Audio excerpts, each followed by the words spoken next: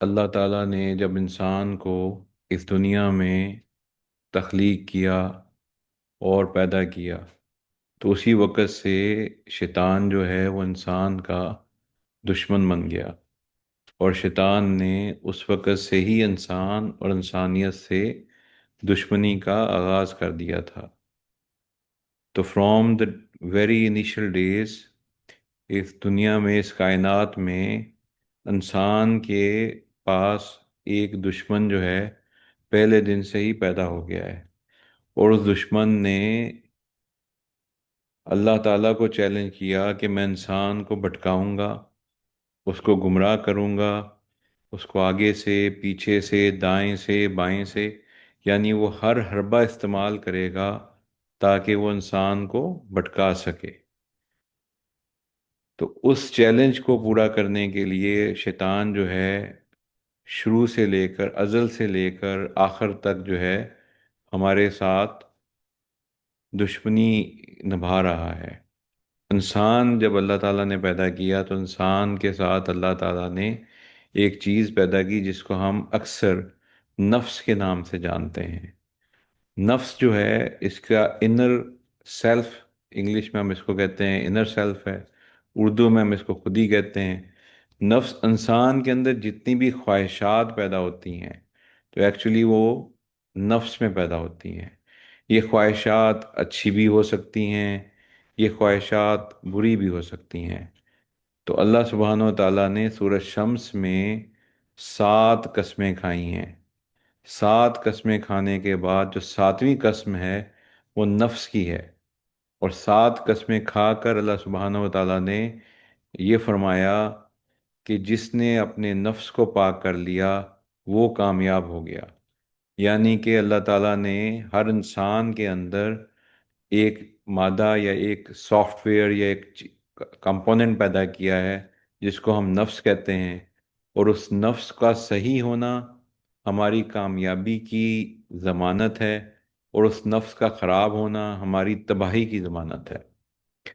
تو نفس، ہمیشہ ہم لوگ کنفیوز ہو جاتے ہیں الفاظ کے اندر، اس کی ٹرانسلیشن کے اندر اور اس کے مطلب کے اندر۔ اس کو اگر ہم آسان لفظوں میں سمجھیں تو ہر انسان کے اندر ایک انر سیلف ہے جس کو ہم اردو میں خودی کہتے ہیں۔ تو اس انر سیلف کی اندر جو ہے، آپ اس کو اپنا سافٹ ویئر سمجھ لیں۔ اگر آپ کا سافٹ ویئر جو ہے وہ ٹھیک ہے تو آپ کا جو ہارڈ ویئر ہے، یعنی آپ کی جو باڈی ہے، وہ صحیح پرفارم کرے گی۔ اور اگر آپ کے سافٹ ویئر میں کرپشن ہو گئی ہے، آپ کا سافٹ ویئر خراب ہو گیا ہے، تو جس طرح آپ لوگوں کا کمپیوٹر کام کرنا بند کر دیتا ہے، جس طرح آپ لوگوں کا موبائل کام کرنا بند کر دیتا ہے، اسی طرح آپ کا جسم بھی مال فنکشن کرنا شروع کر دیتا ہے۔ آپ کا جسم جو ہے وہ، اس کو نماز پڑھنے کا اس میں دل نہیں لگے گا، اس کو جو ہے وہ نیک کام کرنے کا دل نہیں کرے گا، ہر برا کام اس کو اچھا لگنے لگ جائے گا۔ یہ اس وقت ہوگا جب آپ کا جسم، جب آپ کا جو نفس ہے وہ خراب ہو جائے گا، یا اس کا جو سافٹ ویئر ہے اس میں بگز آ جائیں گے۔ تو اب ہمیں ایک چیز سمجھنے کی ضرورت ہے کہ کائنات میں ہم انسان جو ہیں وہ دو ہی طرف جا سکتے ہیں۔ ایک ہم نیکی کی طرف جا سکتے ہیں، ایک ہم برائی کی طرف جا سکتے ہیں۔ اور کائنات میں دو ہی قوتیں ہیں، ایک اللہ سبحانہ و تعالیٰ ہیں اور ایک شیطان ہے۔ اسی طرح سے ہم سب انسانیت کا انجام بھی دو ہی ہیں، کوئی ماڈریٹ والا، کوئی درمیانہ والا، کوئی ہمارے ساتھ انجام نہیں ہوتا۔ انجام بھی ہمارے دو ہیں، یا تو ہم لوگ جو ہیں جنت میں جائیں گے، یا ہم لوگ جو ہیں وہ انفارچونیٹلی جس نے گناہ کیے ہیں، جس نے نافرمانی کی ہے، جس نے ظلم کیا ہے اور جس نے توبہ نہیں کی ہے، تو وہ جو ہے دوزخ میں جائے گا۔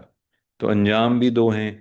اب ہمارے پاس انسان کا جو نفس ہے اس کی کچھ حالتیں ہیں جو ہم نے لاسٹ ٹائم بھی ڈسکس کی تھیں، اور یہ آپ کو اس وقت پکچر میں بھی نظر آ رہی ہیں۔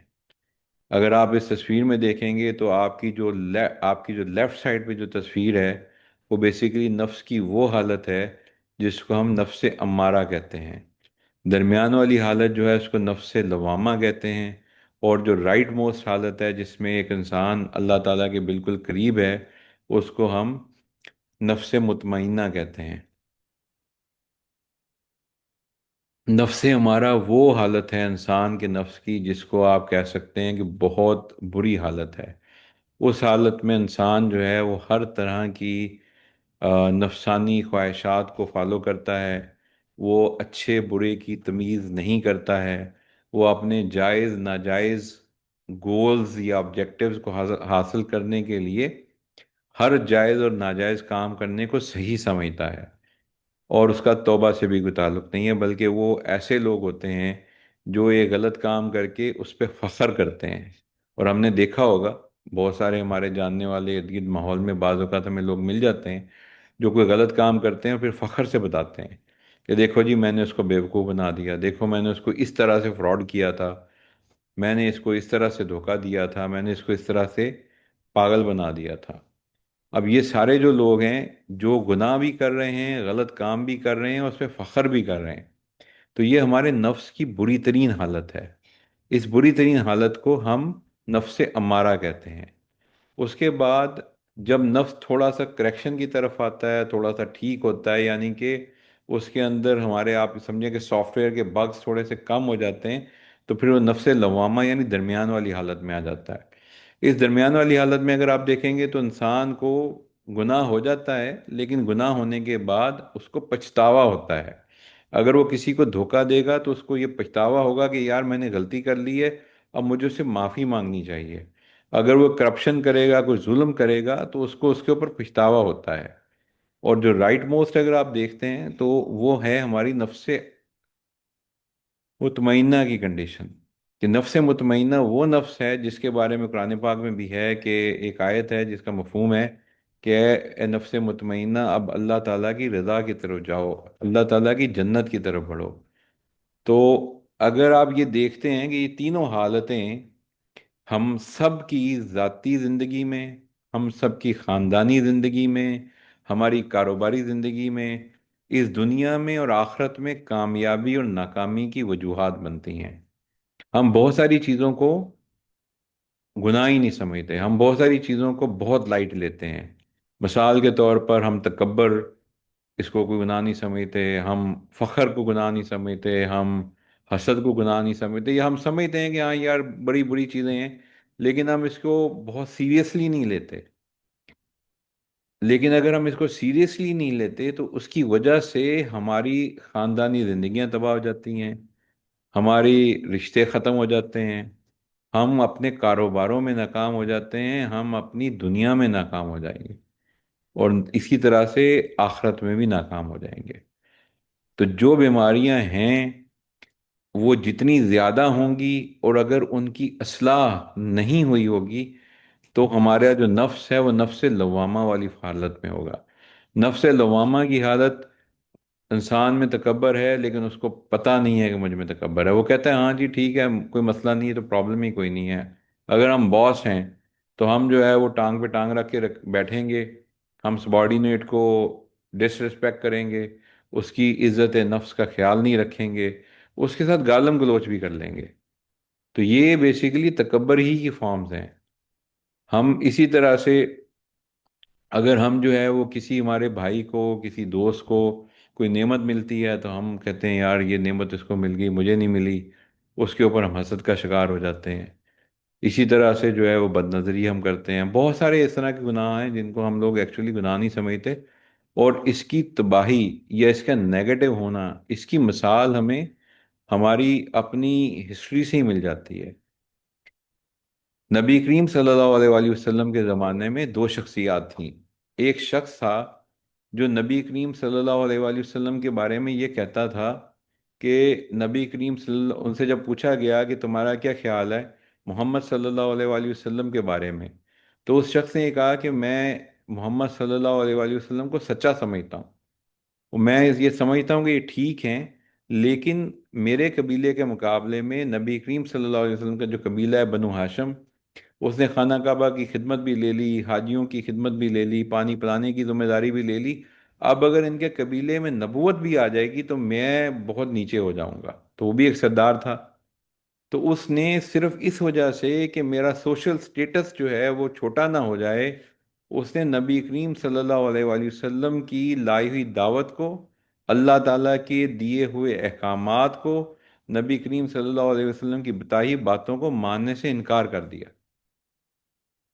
وہ جان بھی رہا تھا کہ نبی کریم صلی اللہ علیہ وسلم سچ ہیں، ان کا پیغام بھی سچا ہے، اور لیکن اس کے باوجود بھی اس نے نہیں مانا۔ ایک تو اس وجہ سے نہیں مانا، حسد تھا کہ بھی ان کا قبیلہ جو ہے وہ میرے قبیلے سے اوپر چلا جائے گا۔ پھر اس کو سوشل سٹیٹس، اس کو لگ رہا تھا کہ میں اگر ان کی بات مان لوں گا تو میرا سوشل سٹیٹس کم ہو جائے گا، اس وجہ سے اس نے بات نہیں مانی۔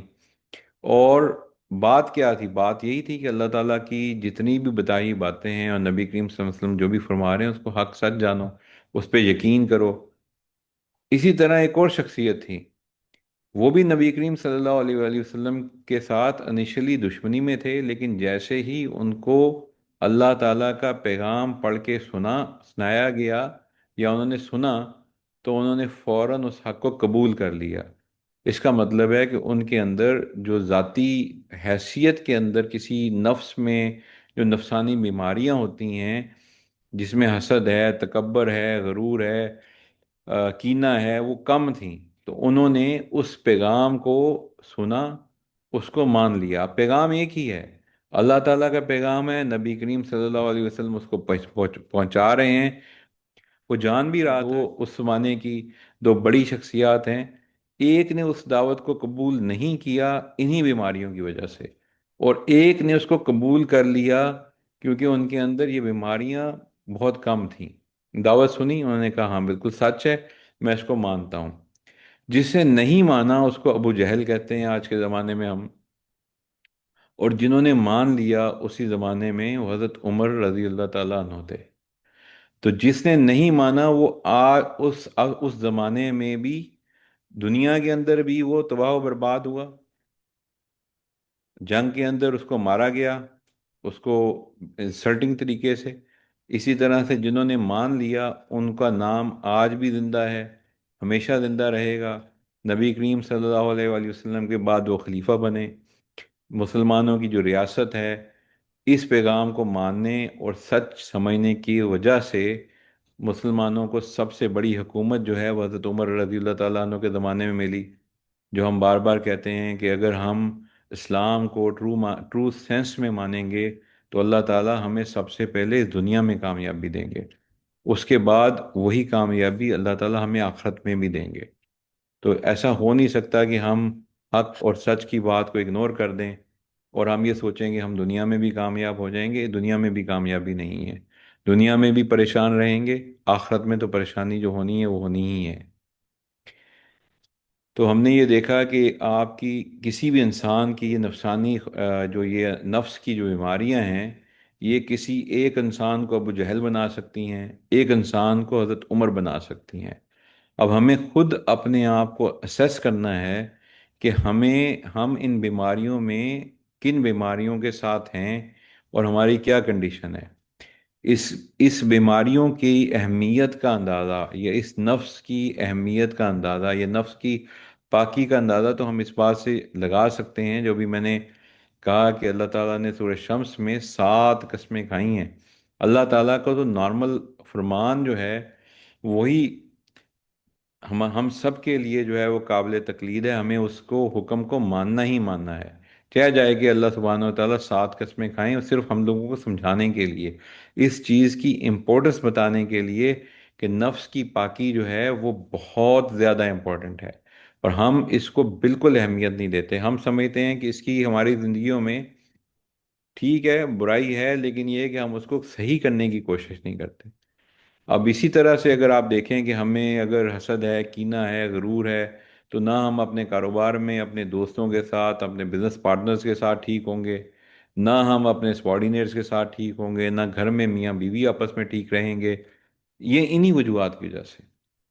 تو اب نہ گھر صحیح ہے، نہ گھر میں سکون مل رہا ہے، نہ کاروبار میں کامیابی ہو رہی ہے، ایک دوسرے کی ٹانگیں کھینچ رہے ہیں، لڑائیاں جھگڑے ہو رہے ہیں، اینڈ اسی طرح سے اگر آپ آگے چلے جاتے ہیں تو پھر آپ کی ظاہر ہے یہ ساری چیزیں مل ملا کر آپ کو دنیا میں بھی لاس ہی لاس ہے۔ تو اسی وجہ سے ہمیں کسی اللہ والے کی صحبت کی، کسی کی تربیت کی ضرورت ہے جو ہمیں یہ بتائے کہ ہمیں اپنی ان روحانی بیماریوں کو ٹھیک کیسے کرنا ہے۔ ہم نے اپنے نفس امارہ کو نفس لوامہ اور نفس لوامہ کو نفس مطمئنہ کیسے بنانا ہے، کیونکہ یہ بیماریاں جو ہیں یہ ہماری اللہ تعالیٰ کے ساتھ المحبت کی راہ میں بھی سب سے بڑی رکاوٹ ہے۔ کیونکہ اللہ تعالیٰ تو ہمیں کہتے ہیں کہ مومن وہ ہے جو اللہ تعالیٰ سے شدید محبت کرتا ہے۔ تو اللہ تعالیٰ سے شدید محبت جو ہے وہ مومن کب کرے گا؟ وہ اس وقت کرے گا جب وہ ان بیماریوں سے پاک ہو چکا ہوگا۔ جب یہ بیماریوں سے پاکی حاصل ہوگی تو اللہ تعالیٰ سے محبت ہوگی، نبی کریم صلی اللہ علیہ وآلہ وسلم سے محبت ہوگی، اور پھر ہماری جو ہے وہ زندگی جب محبت ہوگی تو پھر ہم وہ باتیں مانیں گے جو اللہ تعالیٰ نے فرمائی ہیں، جو نبی کریم صلی اللہ علیہ وآلہ وسلم نے فرمائی ہیں۔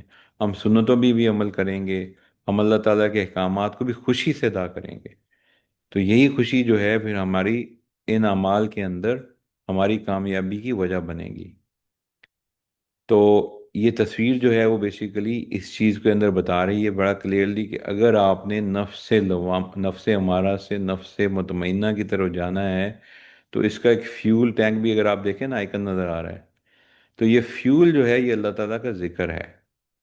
اگر آپ اللہ تعالیٰ کا ذکر کرنے کی عادت بنائیں گے تو اللہ تعالیٰ کا ذکر جو ہے وہ آپ کی نفس کو، آپ کے دل کو پاک کرتا جائے گا، اور جتنا زیادہ آپ کا دل پاک ہوتا چلا جائے گا اتنا زیادہ جو ہے آپ کے لیے نیک کام کرنا آسان ہوتے چلے جائیں گے، اور برے کاموں سے بچنا آسان ہوتا شروع ہو جائے گا۔ اسی لیے کہتے ہیں اللہ والے جو ہیں ان کی جو صحبت ہوتی ہے اس میں آپ گناہوں کو نہیں چھوڑتے، گناہ آپ کو چھوڑ کے چلے جاتے ہیں۔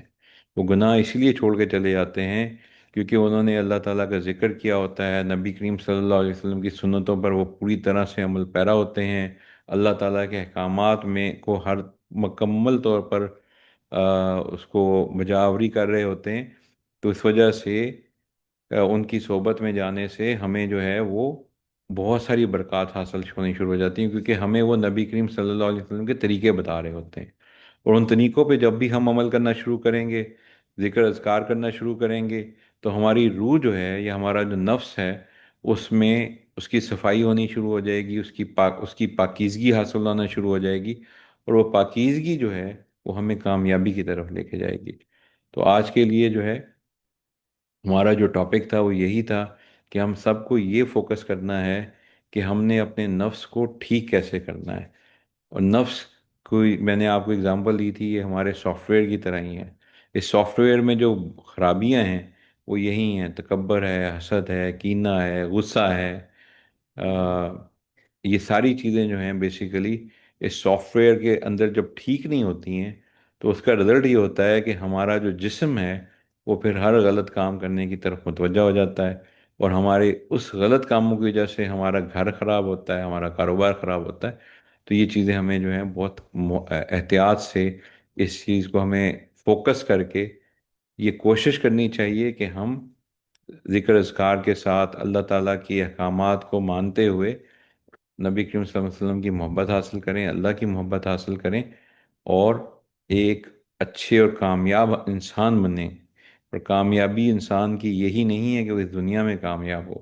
عقل مند انسان وہ ہے جو بڑا ٹارگٹ سیٹ کرتا ہے، اور بڑا ٹارگٹ یہی ہے کہ آپ ایسا ٹارگٹ سیٹ کریں کہ آپ آخرت میں بھی ٹاپ آف دا ٹاپ ہوں، آپ دنیا میں بھی ٹاپ آف دا ٹاپ ہوں۔ تو اس کے لیے آپ کوشش کریں۔ اس کوشش کے لیے جو ہے پھر ظاہر ہے ہمیں کسی استاد کی، کسی رہنما کی ضرورت ہوتی ہے جو آپ کو بتائے گا، اور اللہ تعالیٰ نے بھی قرآن پاک میں یہ فرمایا ہے کہ سچوں کے ساتھ ہو جاؤ۔ جو حکم اللہ تعالیٰ نے جب یہ ہمیں فرمایا کہ سچوں کے ساتھ ہو جاؤ، تو یہ بھی حکم ہے، اور اس حکم کا نتیجہ یہ ہے کہ کائنات کے اختتام تک یعنی قیامت تک سچے جو ہیں اس دنیا میں رہیں گے۔ ہمیں ان کو ڈھونڈنا ہے، ان کے ساتھ ہونا ہے، کیونکہ صحیح صحبت جو ہے وہی ہمیں کامیابی کی طرف لے کے جائے گی۔ کیونکہ اگر آپ ٹھیک ہو گئے تو شیطان کا زور اگر آپ پہ نہیں چلتا تو پھر بڑا آسان سا کام شیطان کی طرف سے ہوتا ہے۔ وہ یہ ہوتا ہے کہ وہ آپ کا کسی دوست کو بھٹکاتا ہے، تو دوست جو ہے وہ آپ کو لے کے کسی غلط کام پہ لے کے نکل جاتا ہے۔ وہ کہتا ہے یار آؤ میں تمہارے سنیما کی ٹکٹ بھی دیتا ہوں، آگے ہم اکٹھے مووی دیکھتے ہیں، آؤ یار یہ پکڑو میں سگریٹ تمہیں دے رہا ہوں نا، میں پلا رہا ہوں، میں خرچہ کر رہا ہوں، تم پیو۔ تو جو کام پھر آپ کا، شیطان جو ہے وہ کبھی بھی آپ سے غلط کام ہاتھ پکڑ کے نہیں کرواتا۔ شیطان جو ہے وہ صرف اور صرف خیالات آپ کے ذہن میں ڈال سکتا ہے، اس سے زیادہ شیطان کی کوئی پاور نہیں ہے، کوئی قوت نہیں ہے۔ تو جو چیز پھر ہمیں بعد میں برا دوست لے کے کرواتا ہے، وہ شیطان سے بھی زیادہ خطرناک ہوتا ہے۔ اس لیے جو ہے وہ بعض اللہ والے یہ کہتے ہیں کہ جو شیطان برا دوست ہوتا ہے وہ سانپ سے بھی زیادہ خطرناک ہوتا ہے، اور اگر آپ کو سانپ اور برا دوست ملے تو پہلے برا دوست مارو، سانپ کو بعد میں مارو، کیونکہ سانپ جو ہے وہ آپ کو صرف اس دنیا میں نقصان پہنچائے گا، برا دوست آپ کو اس دنیا میں بھی نقصان پہنچائے گا اور آخرت میں بھی نقصان پہنچائے گا۔ تو ہمیں جو ہے دو چیزوں پہ احتیاط کرنے کی ضرورت ہے۔ ایک تو ہمیں اپنی نفس کی صفائی کی کی طرف فوکس کرنے کی ضرورت ہے، کیونکہ اللہ سبحانہ و تعالیٰ جو اس کائنات کے مالک ہیں، گلیکسیز کے مالک ہیں، اس سب سسٹم کو بنانے والے ہیں، انہوں نے جب ہمیں ایک چیز بتا دی اور وہ بھی 7 دفعہ ریپیٹڈ قسمیں کھانے کے بعد بتائی ہے، تو اس کا مطلب ہے کہ اس چیز کی اہمیت بہت زیادہ ہے۔ اینڈ دین دوسری چیز یہ ہے کہ ہمیں سچوں کے ساتھ ہونا ہے، اچھی صحبت اختیار کرنی ہے، کیونکہ اچھی صحبت ہی ہمیں کامیابی کی طرف لے کے جاتی ہے۔ بری صحبت ہمیشہ جو ہے وہ نقصان پہنچاتی ہے۔ اچھی صحبت کے اوپر میں آپ کو ایک حدیث کا ایک حصہ سنا دیتا ہوں۔ نبی کریم صلی اللہ علیہ وآلہ وسلم نے فرمایا، قیامت کے دن جب کوئی سایہ نہیں ہوگا، اس وقت اللہ تعالیٰ کے عرش کے سائے میں جو 7 لوگ ہوں گے، ان میں سے ایک طرح کے لوگ وہ ہوں گے جو صرف اللہ کے لیے ایک دوسرے سے محبت کرتے ہیں۔ تو اس سے آپ کو صحیح صحبت کا اندازہ ہو جانا چاہیے کہ کتنی امپورٹنٹ ہے، کہ اس کے نتیجے میں آپ کو قیامت کے دن عرش کا سایہ مل رہا ہے۔ تو اللہ تعالیٰ جو ہے مجھے بھی اور آپ سب کو بھی ان ساری